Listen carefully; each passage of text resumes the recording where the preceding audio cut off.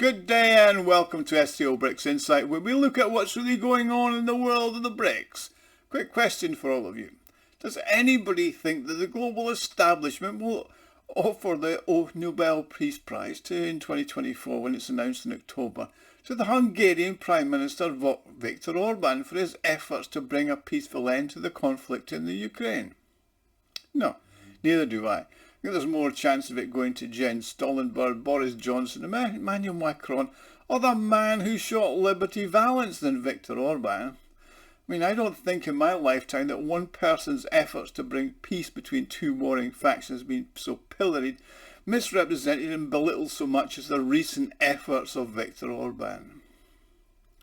I mean, in the last few weeks, his efforts for bringing about peace, Viktor Orban has visited with Zelensky in Kiev, Putin in Moscow, Xi Janping in Beijing, and attended the NATO summit in Washington. After that summit, he went to meet with the likely next president of the United States, Donald Trump, who I understand was shot last night. Fortunately, he survived. Now, the NATO summit, seeing its current obsession with the Ukraine, is rather amusing, considering the fact that it's not even a member state of NATO, nor the EU. But endlessly pumping weapons into Ukraine, providing it with a tentative roadmap to official membership, NATO showing it doesn't have a genuine interest in peace in the region. It also expects from the EU a long-term financial pledge for the Ukraine, which amounts to the committing suicide for European economies that cannot be justified by it being anything other than an Anglo-American neo-colonial ideology. All this bleeding of the EU's economy in the hope for the conquest of Russia and the return of the Yeltsin years of the post-Soviet period of the reconstruction of it being a colony occupied by the globalists. I mean, the Hungarian leader visited Kiev, Moscow and Beijing in his capacity as the head of government in his own country. So, the President of the European Council, Charles Michel, got upset. He stated loudly, "We are not responsible for Orban's antics. Nobody gave him the right to negotiate on our behalf." That looked not only like a reminder he had nothing to do with it at all, and the European Union has no interest in a peaceful settlement of the conflict in the Ukraine. But what was also amusing was Orban's expression of contempt for that statement. "They now ignore me so blatantly that I don't even ask their permission to go anywhere and do something that I think is important."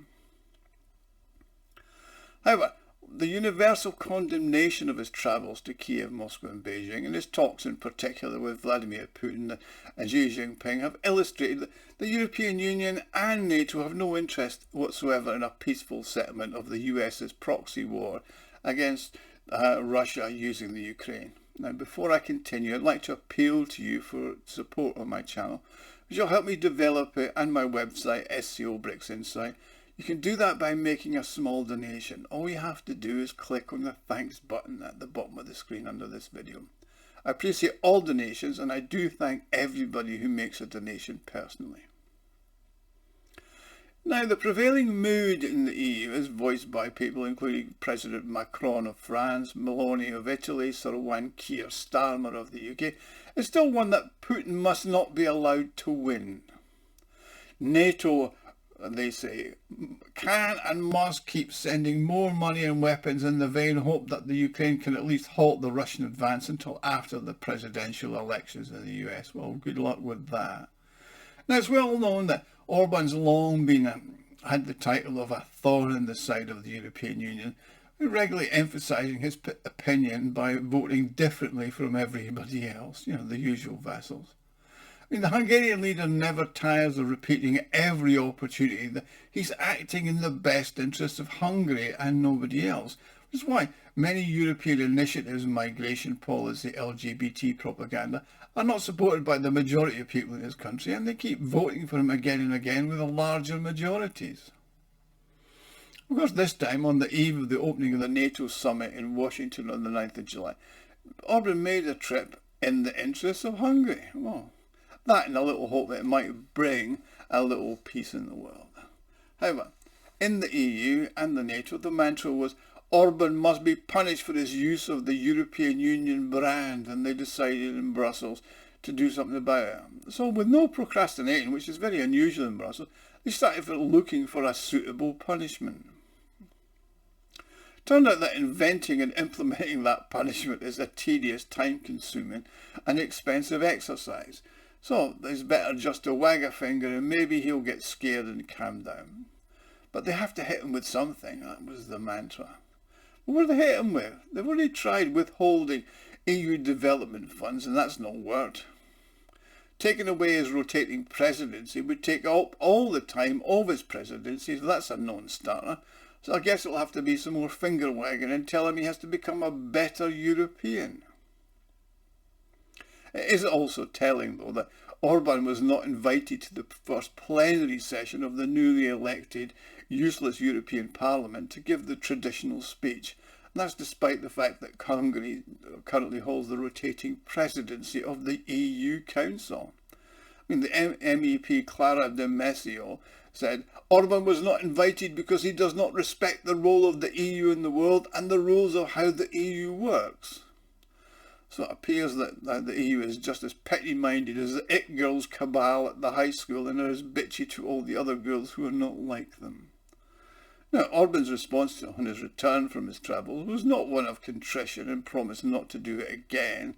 Instead, he sent 2 confidential reports to the European Council President Charles Michel and the leaders of the BRICS member states, summarising the negotiations he'd enjoyed, and declared that Europe must launch a peace initiative without waiting for the United States. Now, the Spanish newspaper El País quoted from one of Orban's reports, which it obtained from sources close to the EU's governing bodies, meaning it was leaked on purpose to try and discredit him in the eyes of the people.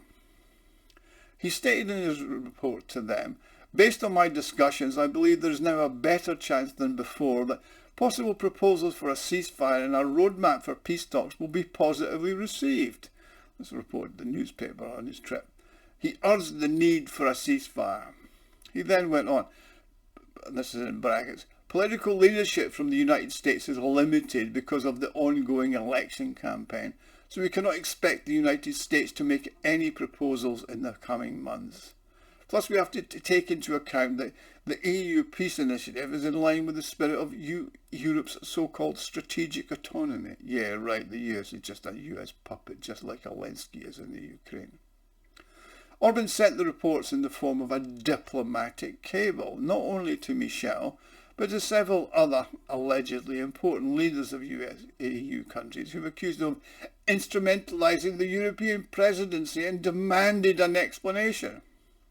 I mean, the Hungarian is also the European leader that is considered closest to Putin, and is considered also particularly close to the Republican nominee Donald Trump, who's seeking to return to the White House. He also admitted that he's spoken to the Chinese president about possible scenarios for the conflict after the US presidential elections in November. Now, the Hungarian Prime Minister is not afraid to use the pronoun I. Yeah, right. And he also takes responsibility when others tend to hide behind the broad and depersonalising EU phrase of we. He said, I have put forward the idea that the newly elected US president will be under pressure to achieve quick political results even before he takes office. I think that's at the end of January. A ceasefire before peace talks, as well as quick and intensive peace talks themselves, will be of interest to the new administration. I've put this to Xi Jinping in my visit to Beijing. So the Chinese leader has not commented on the possibility of such a scenario, but President Xi sees Chinese policy as one of peace and mutual trust, where the policy of the US and Europe is a policy of war, with Europe obviously automatically following the American line. In Orban's words, the leaders of the other EU countries could be seen mocking him, but Orban met with Xi at a short notice while Olaf Scholz was met by a third-level official during his visit to China, and Orban was met and talked personally with the Chinese president. I mean, if that's not a complete humiliation of the sulky liver sausage in Germany, I don't know what is. So, according to the EU, such things should be punished to the fullest extent, but somehow the programme didn't work out so well. I mean, Orban was summoned to a general meeting of the EU Council last week, and they couldn't find anything that he'd actually done wrong. mean, their verdict is a terrible punishment. They said, the Prime Minister of Hungary has been informed that all informed European councils held under his presidency will be ignored and de-skilled, as in demoted in status. Now, ministers will be present on a limited number of occasions. The Hungarian Prime Minister will have no political duties other than to carry out the formal procedures associated with the 6-month presidency. This time the function will be on a very formal basis, and this has never occurred before. Now, it's unlikely that Orban's going to be upset. The 6-month presidency of EU countries have never been more than just a formality. Usually, this so-called leadership presidency has been used by the president country as an opportunity to remind its people of its so-called importance in the alliance, and the EU's supreme authorities use this as a way that they can put pressure on the system. I mean, European officials and NATO have no time for Hungary, for its peace initiatives, and for Viktor Orban personally. I mean, he uses his veto so often that some political activists who run the EU already consider to be suffering from some serious mental illness. I mean, the European Parliament is supposed to divide up portfolios and approve at least some Russophobes for key positions, but in practice that never happens. You've got to conform or you don't get the job. I mean, this irreconcilable Hungarian will be dealt with later if they can deal with them at all. But they're trying to do it without the losing face for the current leadership of the EU. Now, there are well-founded fears at the top that it's pointless to put pressure on Orban. It's better to just let it slide and pretend it hasn't happened. That's why they've decided not to inform the people about the punishment they've devised for him for his independent activity, as the people will always sympathise with people like Orban and what he's doing. Plus they know people are always ready to laugh at the powerlessness of the authorities when they're faced with serious opposition. So there you have it. The EU continues to support a conflict that's causing immense problems. Its sanctions on Russia have caused its countries to experience unaffordable energy costs, rising food prices, out of control inflation, higher unemployment, all on behalf of a country that's not a member and is never likely to be. Now watch out in October for the announcement of the Nobel Peace Prize. I have no doubt whatsoever it will not be Viktor Orban, and it certainly won't be Donald Trump. It'll probably be somebody you've never heard of who's done nothing like the work of Orban or Trump that have done to try and bring peace and stability in the world. Thank you for watching. Please like and subscribe. If you enjoy this video, you can help me fund the channel and the website SCOBRICSinsight.com by clicking on the thanks button at the bottom of the screen. Thank you, and I'll see you all again soon. Goodbye.